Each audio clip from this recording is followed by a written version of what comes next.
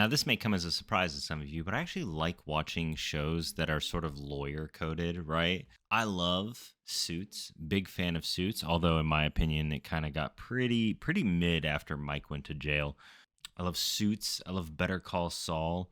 I even like that one You Can't Handle the Truth movie. Right? When this show got announced, and it was Kim Kardashian. And I remember thinking in my head, I was like, didn't Kim Kardashian spend like a large amount of time going through law school, and she only like recently completed her degree or something? Maybe she didn't even do that. I don't remember. But I was like, I remember hearing about her going to law school. And it was like kind of like one of those things where it's like, really? Why the fuck could you go to law school? It's what I'm passionate about. Fucking sure, whatever. This show comes out. Oh, it's everything that I've ever wanted from like a comedy perspective. The sheer absurdity of the show itself. From what I get, the two main characters are operating a sort of divorce. They're divorce attorneys, and they create an all women's law firm specifically to combat the male dominated space.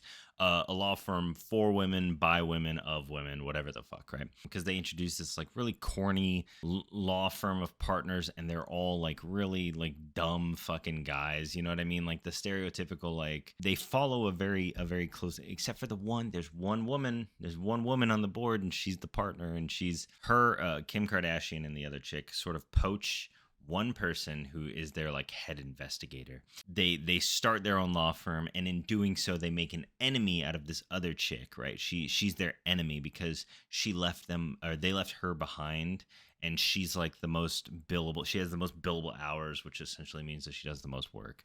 And it becomes like this long-standing feud. Okay, and then it's like 10 years in the future, and these women are ridiculously wealthy, like stupidly wealthy, like to the point where nothing makes sense, right? It's like if you told me that this entire show was specifically just to show off fashion, or like it was sponsored by these fashion brands, and having Kim Kardashian wear their fashion brands was part of like the deal for them to like lend the clothes to the set, I would fully fucking believe you.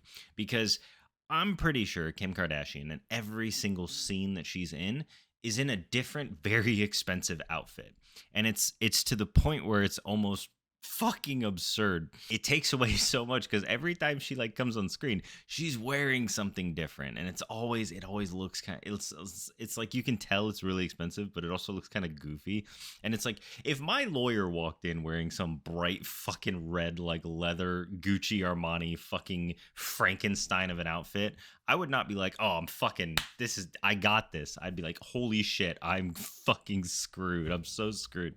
The main thing that I want to talk about with this show, okay, and this is the thing that actually bothered me just like a little bit, is if you don't know divorce court is usually where men get screwed over. It is almost always where men get screwed over. Yeah, sometimes, occasionally, women sort of are on the receiving end of some pretty bad like legality or whatever. But most of the time, that's where men sort of lose half of their shit. They have to pay alimony. They have to pay child support. There's usually a lot of stuff. They lose custody of their kids. It's it's very much, divorce court is terrible. And anybody that's ever worked as a divorce court lawyer will usually tell you that it's a pretty fucking brutal and like horrible thing. You see people that used to love each other just tear each other apart. It's awful. So it's super funny when Kim Kardashian and this chick come in, and they're like the fucking the superhero Avengers of just fucking dudes over. One of the first things was a woman cheats on her husband publicly, and she calls the chick. The chick is like, stay there, I'm on my way. And then she comes there with a private jet, comes there, talks to the girl, and she's like, hey, take all the jewelry, because in California, technically gifts are yours and you can sell them for like roughly $40 million, and you're chilling.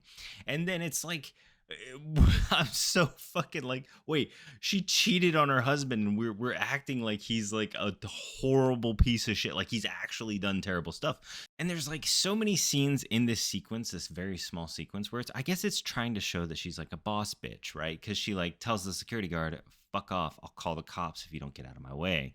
He gets out of her way, the husband intervenes, and she's like, fuck off, I have a client. And then the security guard just like goes around her, goes in front of the door again, and then she again just goes, "Fuck off! I'll call the cops," and then walks around him. And it's like, okay, dude, what the fuck? What is this scene? What is going on? But there was also the scene where it's like it's a billionaire whose wife fell in love with a woman that he brought into their relationship as sort of like a way to have three ways or watch them have sex or whatever the hell. He brought her in for a three-way. The two women fall in love. She signed a prenup. She signed a prenup that entitles her to absolutely nothing. Like it's common sense for like a tech gajillionaire or whoever the fuck this guy is written to be would have a prenup. It makes sense because you don't want your wife taking everything you own, right? Jeff Bezos, you should probably learn. But the way that they circumvent this is they say all is fair in love and war. And there's like this third member of the team who's like this. She's like a really sassy black chick, and she's like the lead investigator. And what she essentially does is just get chauffeured around and follows the billionaire everywhere he goes. And at some point, she discovers, the billionaire is actually secretly into some hardcore BDSM fetish stuff. And so they threaten to release that publicly in order to get him to allocate a small amount of funds for the chick and her new girlfriend to like start their life. That's pretty much like their other cases too, is they're like, we defeat billionaires and gazillionaires in court with like technicality, and it's so absurd. And then Kim Kardashian has like the worst lines in the whole show where it's like, love and war, you chose war and we won it. It's like, who the fuck wrote? If you told me Kim Kardashian wrote her own lines, I would fully fucking believe it, because it sounds like that same like borderline nonsense shit that she's been spitting out in interviews like a lot of the time. Maybe she saw it on TikTok. I don't know. Then there's her character who glamorous life mansion. She's married to an NFL superstar, 3-time NFL superstar, and he feels suffocated and small compared to her. He says he wants a divorce, blah, blah, blah. And then she like has this moment where her friends come over and like try and make her feel better. And they threaten to cut off his dick. They call him a weak man who is intimidated by a strong woman. And they basically imply that he's a fucking loser who she settled for. And if she had only listened to them, this wouldn't have happened. And they plan to make her feel better by going to buy her jewelry.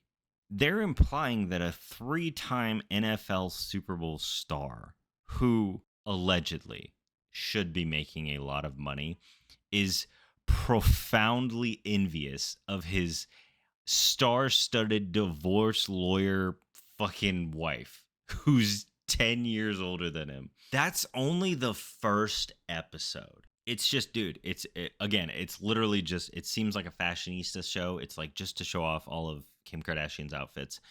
I very much doubt a real lawyer had any hand in this. I honestly thought this was written by like women for women by women or whatever, but it's not, which is fucking weirdly. But this is terribly written. The script is awful.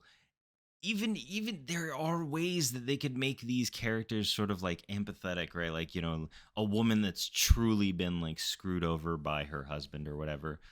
But it's, at the end of the day, it's like a chick who cheated on her husband and just wants the jewelry that he gave her, and then basically tells him that she doesn't love him anymore. Haha.